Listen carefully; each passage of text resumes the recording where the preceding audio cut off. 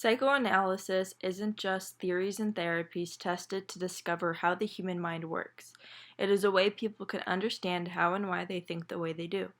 It pinpoints certain aspects of a person's personality and gives them an explanation of how it formed.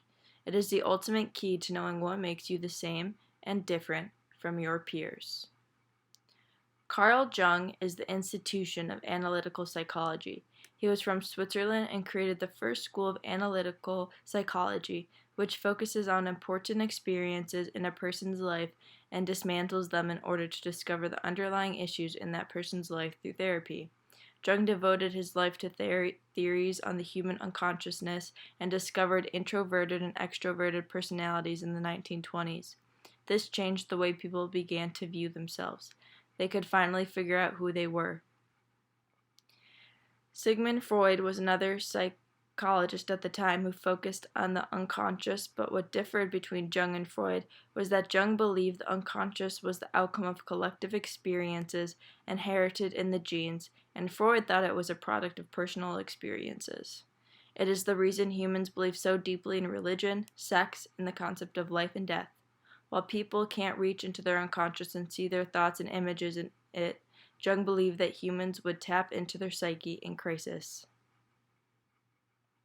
He believed there were three parts of the human psyche, which consisted of the ego, also known as a person's conscious thoughts, the unconscious, which is memories including suppressed ones, and lastly, the collective unconscious, which is deeper than the personal unconscious. It consisted of archetypes which represent universal desires and images. The four main archetypes humans have in their personalities is the persona, the shadow, the anima, and animus, and the self. The persona is what a person lets the world see of them.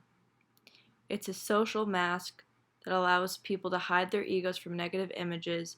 It helps people to fit into society's ways. The shadow represents sex and self. It is formed with repressed desires, instincts, and ideas. It is a hidden secret that if let out into society, it would be an outcast and go against certain societal and personal morals or values. It represents the wild and chaotic parts of the personality. The anima and animus are the ways males and females see each other and have aspects of each other within. It is the true self instead of an image that's presented in society. The femininity in men versus the masculinity in women. It plays around with the idea of social influences for sex roles and gender identities. This usually means that men and women are encouraged to play the traditional role that many generations have been doing before and push down their dark desires and shadow even further. Lastly, the self is an archetype that meshes the ego and unconsciousness together. It is the center of a person's personality and creates that person's individuality.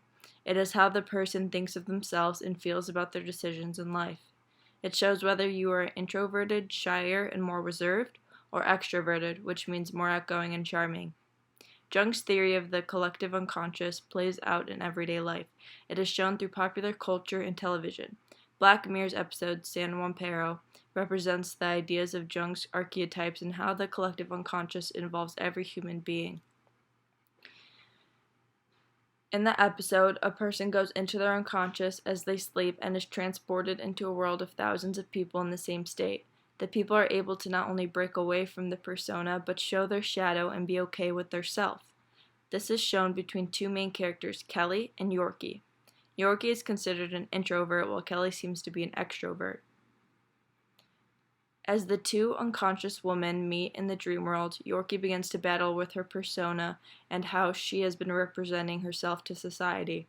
She grew up being told that she should be traditional and marry a man instead of letting herself truly love women as her deepest desires want. However, she soon realizes after meeting Kelly that it's okay to lose control and be a little chaotic sometimes. Throughout the episodes, viewers can see Yorkie let her deepest desires and instincts be shown in society. Yorkie slowly starts to speak her mind and tries to be more outgoing like Kelly. This brings into light Jung's theory of how everyone shares a collective unconscious, which is shared by all people. She begins to understand their animus and finally let go of society's view of traditional sex roles and gender identities. San Junipero shows how much the collective unconscious is responsible for sexual behaviors and life-death instincts. In the dream town, there's a club called the Quagmire. As Yorkie looks for Kelly in San Junipero, she is told to look in the Quagmire. Yorkie, who's an introvert, is uncomfortable as she walks through the club for the first time. The music is loud, people are making out everywhere and having sex, and strippers line the walls. San Junipero consistently involves everyone's deepest desires and instincts of what is most fun before they die, which consists of sex, trends, and which repressed idea should they tackle next. If Freud's theory of human mind was applied to this episode, then it would show how Yorkie is constantly battling her id and superego. Her id is the part of herself that wants to rip off Kelly's clothes and be with her as soon as she meets her, and her superego is the part of her mind that says, it's not right to do that. It would apply the id, superego, and ego all to the decisions and thinking Yorkie and Kelly make throughout the episode. As we learn, while watching the episode, everyone in San Junipero, the dream state, is only there to see whether or not they want to be permanently transported there after they die. All of them are in terminal positions in their real lives. This only further proves Jung's views that people can only access their collective unconscious when they are in crisis. As all of them are soon to be dead, they are able to reach into their psyche and revel in sex, beliefs, and life while facing death. As Yorkie faces death, Kelly is able to discover that Yorkie has actually been quadriplegic for almost her whole life. When Yorkie dies, she wants to be permanently transported into San Junipero, while Kelly does not. Yorkie wasn't able to live in her real life, but in San Junipero she can.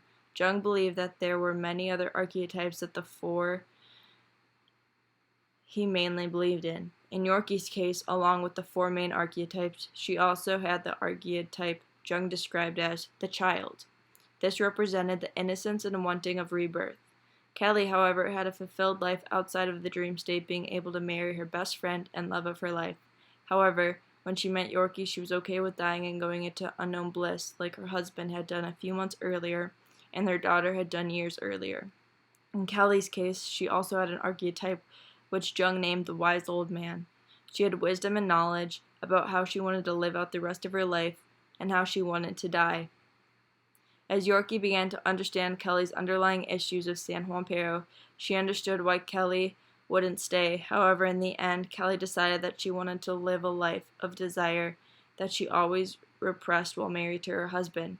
Yorkie and Kelly stayed in the collective unconscious state together and began to let all their archetypes mesh together into a self and personality they both loved and embraced, without society's expectations weighing them down.